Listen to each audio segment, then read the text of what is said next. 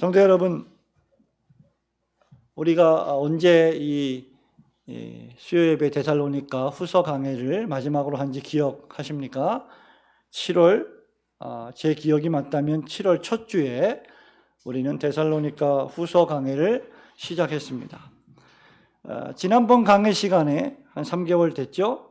지난번 강해 시간에 저는 예수님을 믿는 신자는 사소한 문제로 허비할 시간이 없다라고 말씀드렸습니다. 논쟁과 토론으로 신앙생활을 낭비할 시간이 없다라고 말씀을 드렸습니다.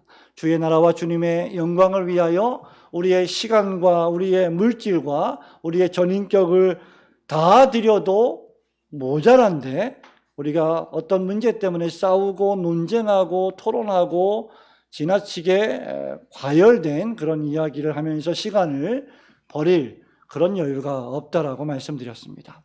그때 설교 제목이 그대는 준비가 됐는가 였습니다. 우리 주님은 마지막 날에 네가 얼마나 논쟁했느냐, 네가 얼마나 똑똑하게 토론했느냐로 우리를 평가하시지 않으실 것입니다. 예수님은 마지막 날에 네가 얼마나 나를 사랑했느냐, 네가 얼마나 주님의 몸된 교회를 위하여 헌신하며 살았느냐로 우리를 평가하실 것입니다. 주님의 나라와 주의 뜻을 위하여 얼마나 순종하며 그 뜻대로 살아갔는지를 물으실 것입니다. 주님의 몸된 교회를 저와 여러분이 건강하게 세워가기 위하여 얼마나 눈물의 기도로 살았으며 헌신하고 봉사하며 살았는가로 평가하실 것입니다. 고난과 핍박 중에서도 인내하며 어떻게 하든지 나의 믿음을 또 우리의 믿음을 자라게 하고 풍성하게 옆에 있는 우리 가족들, 동료 그리스도인들을 사랑하며 아껴주며 살았는가로 평가하실 것입니다. 어디에도 그렇지만 특별히 교회에는 말쟁이가 필요 없습니다. 말만 하고 사랑하지 않고 말만 하고 일하지 않고 말만 하고 봉사하지 않는 사람은 사실 필요하지 않습니다. 주님의 교회에는 묵묵히 기도하며 순종하는 믿음의 사람이 필요합니다. 사도 요한 역시 그래서 요한일서 3장 18절에 보면 사랑하는 자녀들아 너희가 서로 사랑해라. 그런데 말과 혀로만 사랑하지 말고 행함과 진실함으로 사랑하라고 권면한 바 있습니다. 여러분, 이런 일에는 고난이 따르기 마련입니다. 그래서 이제 바울은 데살로니가후서 1장 11절 12절 1장을 마감하면서 이런 삶을 살아가는 신자들이 핍박과 환난을 또 어려움을 통과하고 있기 때문에 그들을 위해서 기도해 줌으로 1장을 마칩니다. 바울은 데살로니가 교회 교인들을 위하여 항상 기도했던 사도였습니다. 이유는 그들이 환난을 통과하고 있었기 때문입니다.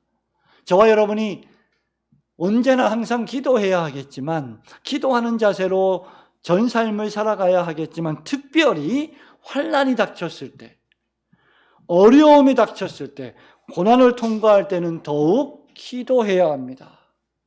제가 오늘 오후에 어떤 우리 교회 성도님께 안부에 또 신방에 카톡을 보냈습니다. 그랬더니 너무나 감사하다 하시면서 오늘 가정적으로 또 사업적으로 좀 안 좋은 일이 있었는데 실망하고 적지 않이 낙심했고 낙담했었는데 기도할 생각을 하지 못하고 낙심만 해서 정신이 번쩍 나서 다시 기도해야 되겠다.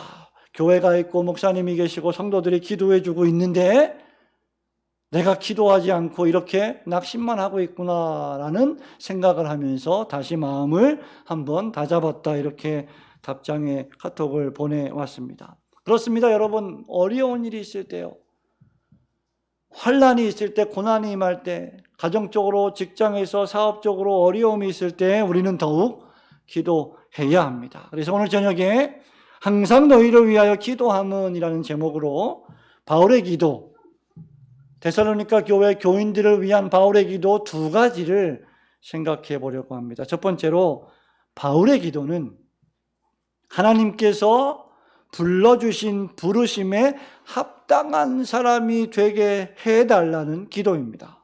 여러분, 바울의 기도는요, 돈을 많이 벌게 해주세요,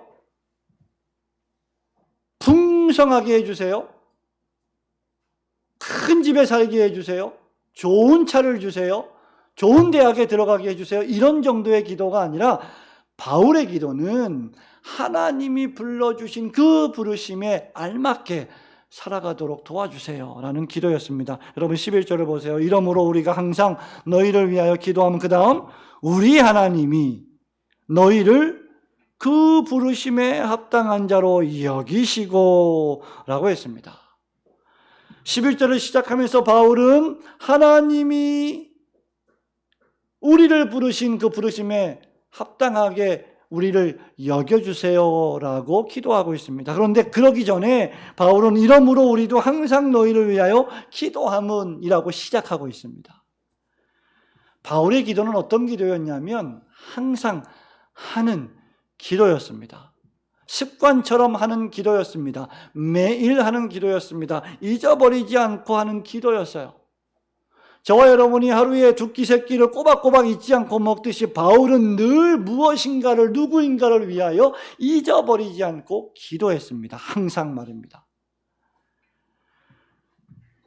바울은 자신이 맡고 있는 교회와 양떼에 관심이 있었고, 그리스도의 복음 전파에 관심이 있었고, 선교에 관심이 있었습니다. 그래서 늘 그들을 생각하며, 바울이 개척했던 교회들을 생각하며, 그 교회에서 신앙생활하는 모든 교인들을 생각하며 기도했습니다. 여러분, 성경은 도처에서 기도를 강조하죠. 특별히 신약성경에, 특별히 사도 바울이 쓴 바울서신에 얼마나 많이 기도할 것을 우리에게 강조하고 있습니까? 공교롭게도 우리가 주일날 기도에 대해서 지금 말씀을 듣고 있습니다. 이미 바울은요, 데살로니가 후서를 보고 있지만 우리가 그 전에 데살로니가 전서 5장 그 유명한 말씀 16, 17, 18절에서 항상 기뻐하라, 그 다음 쉬지 말고 기도하라 하고 우리에게 기도를 강조하면서 권면한 바 있습니다. 여러분, 바울이 이렇게 자신이 데살로니가 교회 성도들을 위하여 기도하고 있다, 내가 너희를 위하여 항상 기도하고 있다라고 이렇게 공개적으로 밝히는 이유는 무엇일까? 그것은 바울을 포함해서 바울이 개척한 데살로니가 교회 성도들이 항상 주님의 도우심을 필요로 하는 존재들임을 알려주기를 원했기 때문입니다. 내가 왜 너희를 위하여 기도하느냐 하면 너희는 주님의 도우심, 예수님의 도우심이 늘 필요한 존재들이기 때문이다 라는 말입니다. 신자는 기도 없이 살 수 없는 존재입니다. 이유는 신자는 주님의 도우심이 없이는 살 수 없는 존재들이기 때문입니다.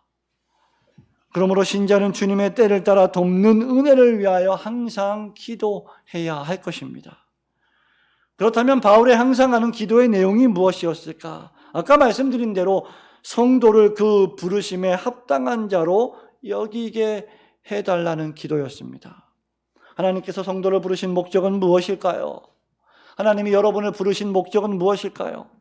그것은 궁극적으로 예수 그리스도의 재림을 영접하기에 합당한 자로 만드시는 것입니다.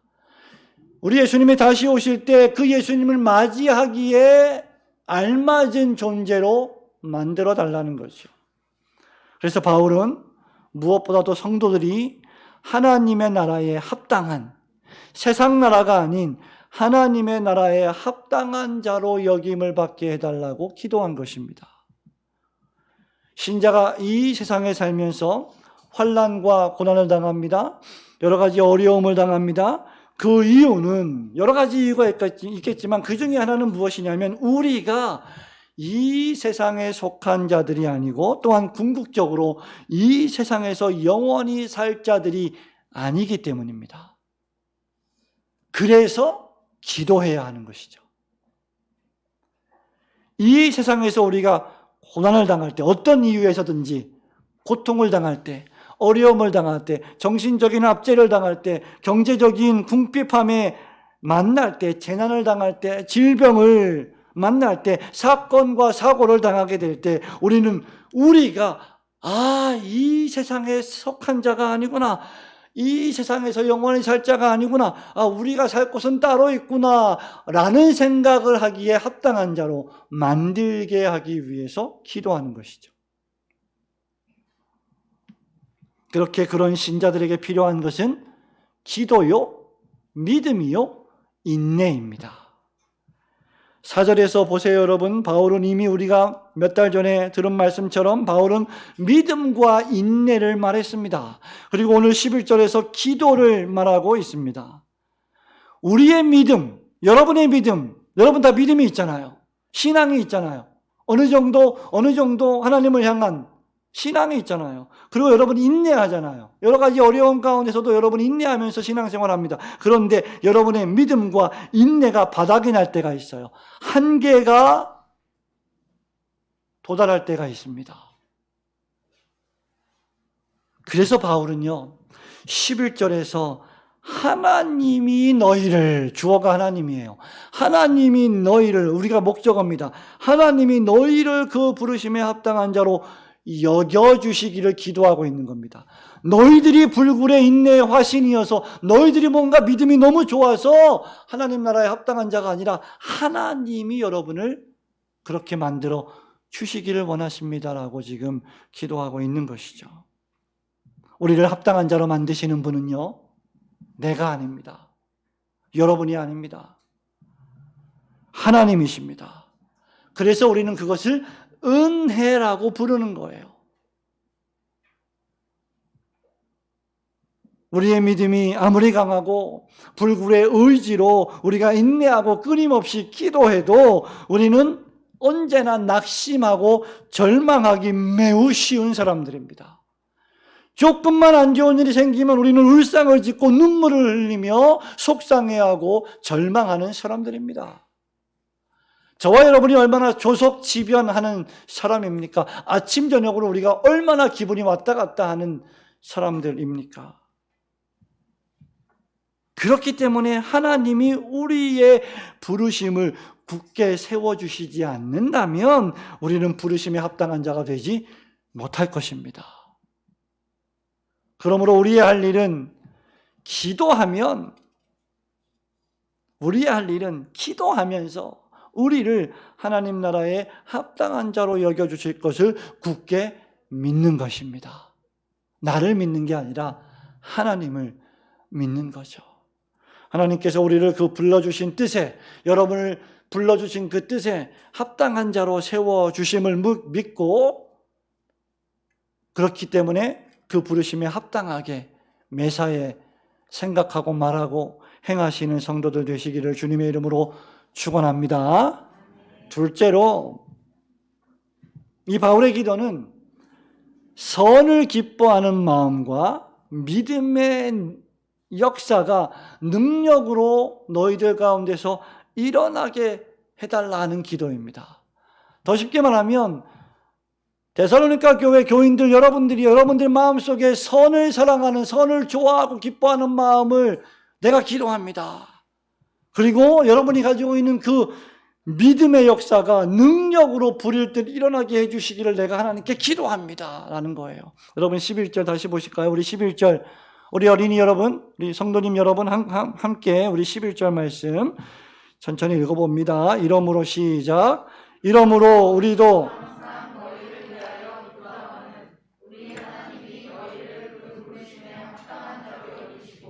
모든 선을 기뻐함과 믿음의 역사를 능력으로 이루게 하시고. 아멘.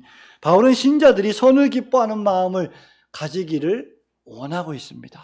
참 여러분, 이 사도 바울의 기도, 특별히 에베소서도 마찬가지고 데살로니가 전서 후서도 마찬가지고 또 디모데 전후서도 마찬가지지만 이 바울의 기도를 보면 오늘날 우리가 올리는 기도와 얼마나 좀 차원이 다른가. 그럴 때마다 목회자 역시 참으로 반성하고 우리의 기도가 좀 더 영적일 필요가 있겠다, 그런 생각을 하게 됩니다. 바울은 여러분들이 선을 기뻐하는 마음을 가지기를 기도했습니다. 여러분, 선이 무엇일까요? 선. 뭐가 선일까요? 여러분들이 생각하는 선은 어떤 것일까요? 착한 일. 그저 그 선이죠. 여러분들이 무엇인가 오늘 누군가에게 착한 일을 했다면 그 선행입니다. 그런데 그건 우리가 정의하는 선이고 선행이고, 성경에 따르면 선은 오직 하나님 한 분뿐이십니다. 마태복음 19장에서 어떤 사람이 주님께 와서 이렇게 질문합니다. 선생님이요, 내가 무슨 선한 일을 하여야 영생을 얻으리까? 내가 죽지 않고 영원한 생명을 얻는 방법은 선행을 많이 하는 것 같은데 어떤 선행을 할까요? 이렇게 물었습니다. 그랬더니 우리 예수님께서 다음과 같이 대답하셨죠. 유명한 말씀. 예수께서 이르시되 어찌하여 선한 일을 내게 묻느냐? 그 다음, 선한 이는 오직 한 분이시니라. 내가 생명에 들어가려면 그 다음 계명들을 지키라. 잘 보세요. 선은 오직 한 분 하나님뿐이십니다. 그런데 이어서 뭐라고 예수님이 말씀하세요? 생명에 들어가려면 계명을 지키라. 그러니 선이신 하나님을 믿고 영생을 얻는 방법은 하나님이 말씀하신 계명을 준행하는 것입니다. 이렇게 연결되어 있죠. 선을 기뻐한다는 것은 결국 하나님을 기뻐한다는 것이며, 하나님을 기뻐한다는 것은 추상적이지 않고 하나님이 하신 계명의 말씀을 즐거워한다는 거예요. 성경 말씀을 즐거워하여 시편 1편에 있는 대로 주야로 묵상하는 것입니다. 그리고 그 말씀을 그대로 준행하는 것입니다. 말씀 읽기를 좋아하고 말씀 듣기를 좋아하고 그 말씀을 실천에 옮기기를 좋아하는 것이 무엇이냐? 그게 선이라는 거예요. 여기서 벗어나는 것은 선이 아닌 겁니다. 진리를 기뻐하는 것은 하나님이 주신 마음이고, 그 진리를 목표하는 것도, 즉 진리를 순종하고 그 진리를 실천하는 것도 하나님께서 주시는 은혜입니다. 이것은 하나님이 중생시켜주지 않으면, 우리를 다시 거듭 태어나게 하시지 않으면 불가능한 일이 된 거예요. 바울이 빌립보서 2장 13절에 보니까요, 빌립보 교회 교인들에게 이렇게 말합니다. 너희 안에서 행하시는 이는 하나님이시니 자기의 기쁘신 뜻을 위하여 너희에게 소원을 두고 행하게 하시나니. 선하신 하나님께서 선하신 당신의 뜻을 우리의 영혼 안에 두셔서 우리로 하여금 그 선한 것을 좋아하게 하십니다. 그래서 바울은 데살로니가 교회 성도들이 믿음을 통하여 그들 안에서 새롭게 깨닫게 된 하나님의 진리의 말씀을 목표하고 그것을 즐거워해달라고 기도하는 것입니다. 이것을 가리켜서 우리는 good work, 선행이라고 부르는 거예요. 마찬가지로 오늘날 우리도 저와 여러분이 예수님을 알기 전에, 예수님을 믿기 전에, 교회를 다니기 전에 과거에 우리가 살았던 방식이 있습니다. 세상의 방식이 있습니다. 그 과거에 우리가 예수님 믿기 전에 세상의 방식대로 살았다면 예수님을 구세주로 모신 후에는 이제 그 모든 옛 세상의 방식을 버리는 것이 선입니다. 더 이상 세상 지혜와 세상의 지식과 세상의 가치관과 세계관과 세상 사람들의 삶의 방식으로 똑같이 살아가는 것을 버리고 대신 성경의 지혜, 하나님의 말씀의 지식, 성경적인 교리의 세계관으로 새롭게 살아가는 것, 그것이 선이에요. 그것이 선한 사람입니다. 그러므로 엄밀한 의미에서 오직 신자만이 성경적 선을 행할 수 있는 겁니다. 그런데 여러분, 이렇게 사는 게 쉽지가 않죠. 그죠? 우리는 구원받았습니다. 그럼에도 불구하고 우리에겐 여전히 죄성이 남아있습니다. 여전히 연약함이 남아있습니다. 우리의 지성과 정서와 감정과 의지가 아직 완전히 인격적으로 100% 거룩해지지 않았어요. 그래서 연약합니다, 우리가. 가끔씩 실족하고 가끔씩 실수도 하고 가끔씩 우리가 유혹에 빠지기도 하고 큰 죄 작은 죄를 짓기도 합니다. 그래서 우리는 수시로 매 주일마다 예배를 드리고 있음에도 불구하고 성경책을 맨날 갖고 다니고 있음에도 불구하고 우리는 수시로 하나님 중심, 성경 중심, 교회 중심으로 생각하기보다 나 중심, 그죠? 인간의 지식 중심, 내가 살고 있는 세상 중심으로 생각하고 말하고 행동하기가 너무나 쉬운 존재예요. 잠깐만 잊어버리면 우리 그렇게 살아갑니다. 그래서 잊어버리면 안 되는 거죠. 늘 생각해야 되죠. 그래서 항상 기도해야 하라는 이유가 그런 이유가 있는 거예요. 기도할 때 우리는 뭘 생각합니까? 하나님을 생각해요. 기도할 때 성경을 생각해요. 기도할 때 교회를 생각해요. 하나님의 나라를 바라봅니다. 그러므로 우리의 가치관이 영적으로 지향적인 되는 거죠. 그래서 바울은 이어지는 말씀인 믿음의 역사를 능력으로 이루게 하시고라는 말씀을 덧붙이는 것입니다. 여러분, 이것은 진리의 모든 말씀을 추구하고 모든 선을 이루기 위한 믿음에 분투하는 노력을 가리킵니다. 분명히 하나님이 우리를 구원해 주셨고 우리 안에서 선한 일을 행하시는 분이 하나님이시지만, 그러니까 하나님의 주권적인 역사하심을 내가 믿으니까 나는 아무것도 하지 않겠습니다라고 말하는 것은 하나님의 뜻을 오해하는 것이죠. 하나님이 우리에게 믿음을 주셨고 우리를 변화시켜 주셨기 때문에 그 뜻에 맞게 우리는 계속해서 분투하며 노력하며 애쓰며 살아가는 것이 하나님의 뜻입니다. 그래서 신앙생활은 분투하는 거예요. 신앙생활은요, 노력해야 됩니다.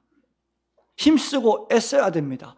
더욱 두렵고 떨림으로 너희 구원을 이루라고 했어요.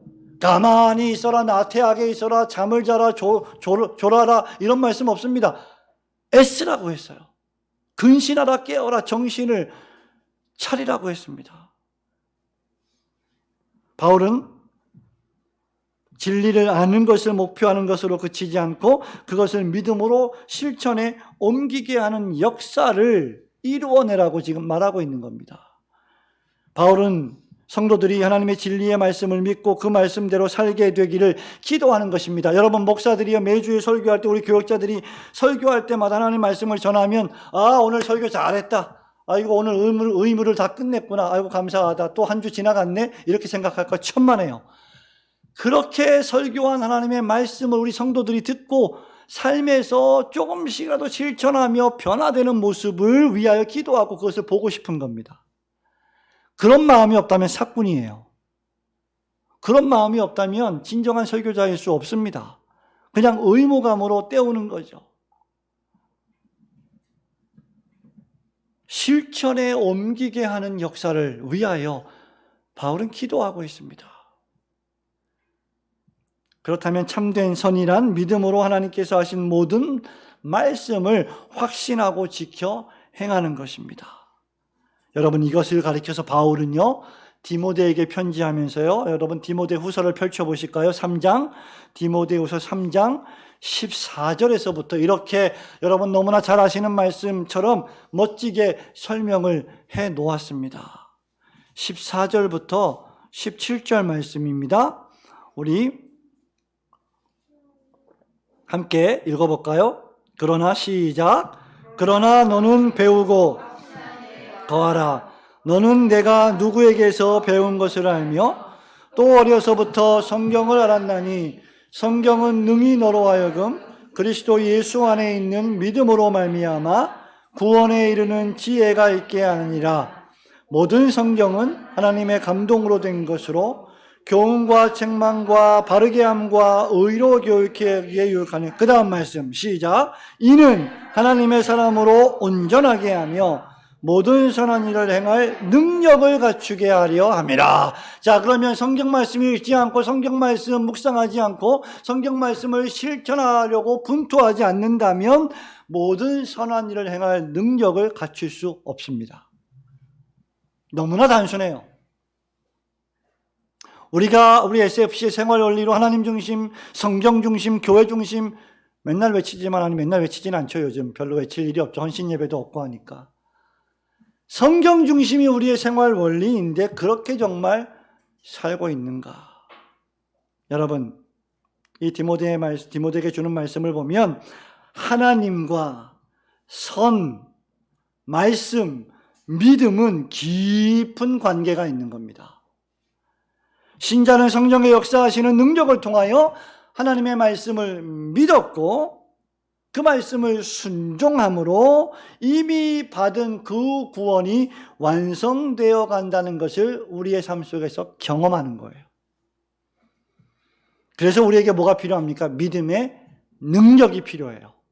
믿음이 일하는 능력이 필요해요. 왜 그렇습니까? 이 세상이 악하기 때문이고요. 저와 여러분이 세상의 여러 가지 문화와 쾌락에 유혹받기가 너무나 쉽기 때문입니다. 그래서 우리의 시간, 우리의 육체, 우리의 돈, 우리의 물질을 세상에 낭비하고 허비하게 될 가능성이 너무나 크기 때문에 믿음의 역사가 능력으로 이루어지기를 바울은 기도한 겁니다. 사단이 우리를 미혹하고 있습니다. 근신하라 깨어라 너희 대적마귀가 두루다니며 뭐 한다고요? 삼킬 자를 찾나니. 네. 깨어 정신을 차리고 기도하며 우리의 시간과 우리의 건강과 우리의 물질과 우리의 삶을 전인격적으로 삶의 전 국면에서 하나님의 영광을 위하여 살아가지 않는다면 사단이 우리를 유혹하고 미혹해서 다른 일에 그것들을 쓰게 만들어버립니다.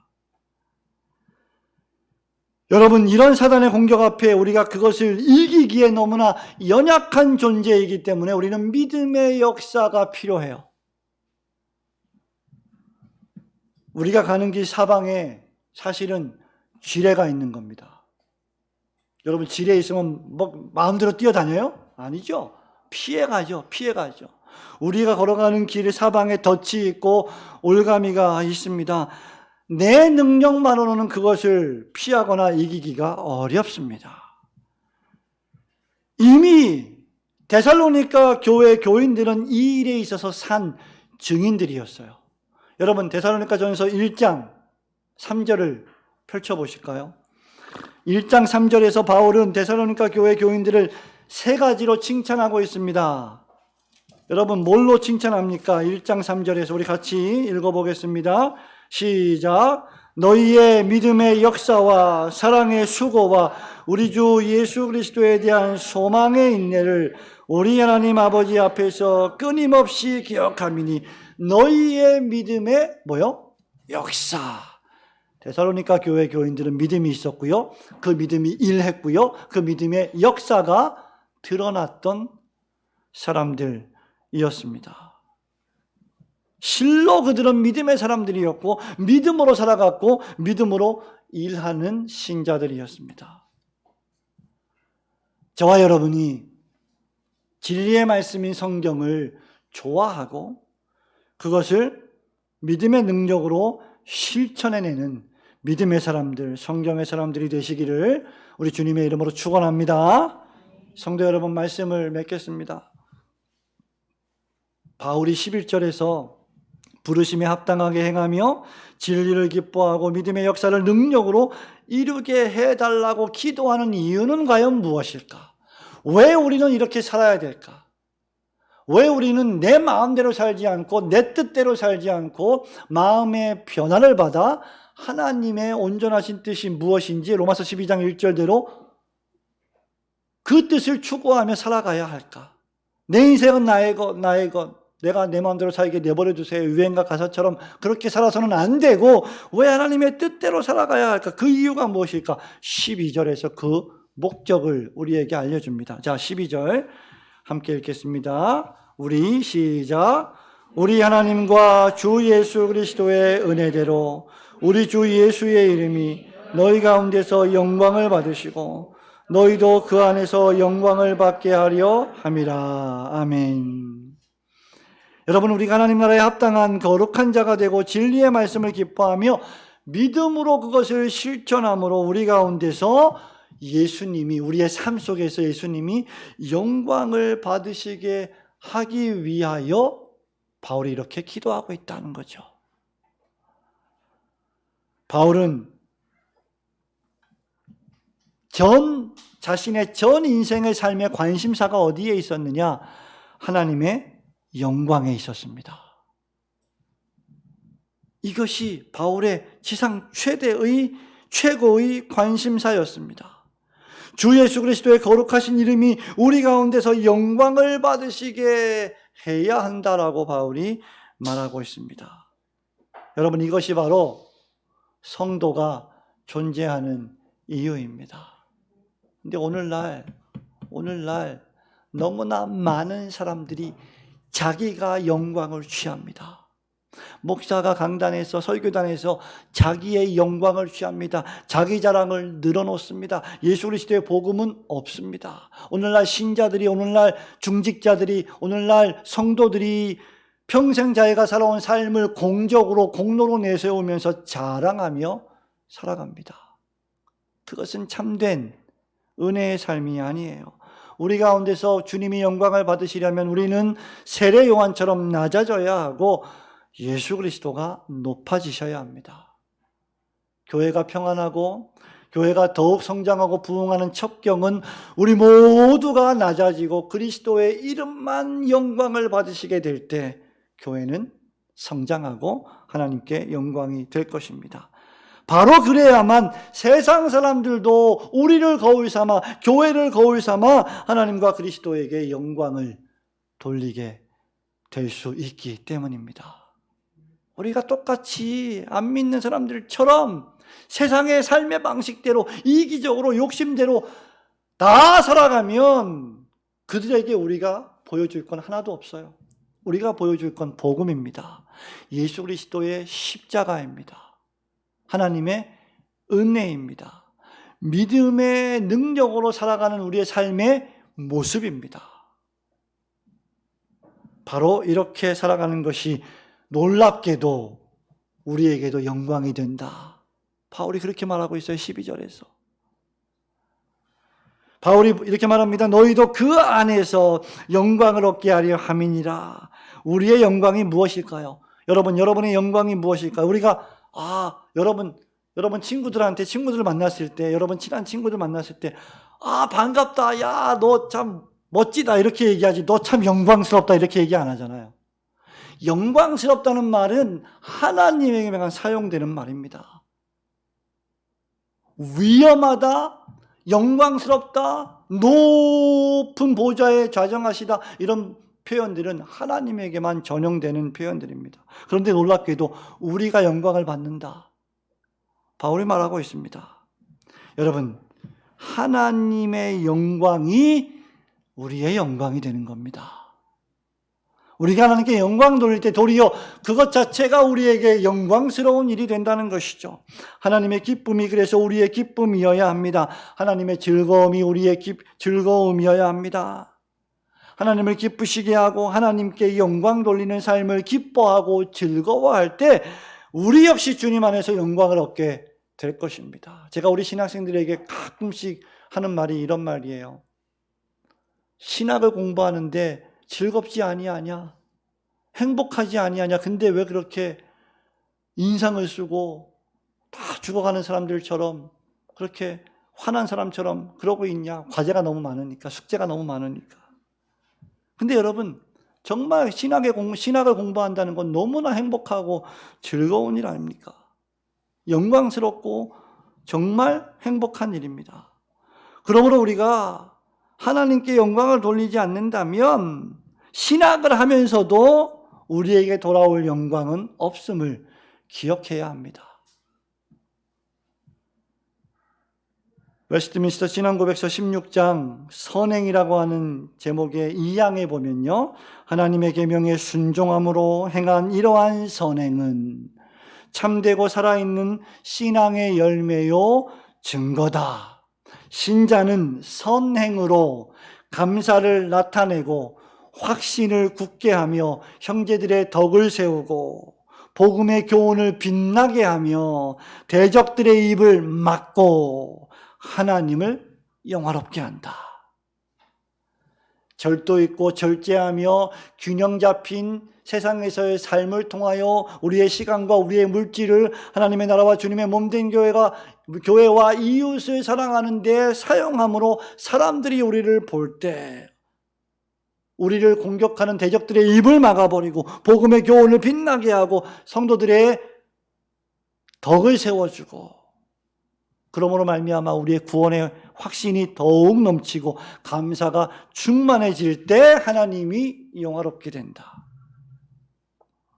성도 여러분, 우리가 우리 자신을 생각해 볼 때 이것은 얼마나 놀라운 축복일까요?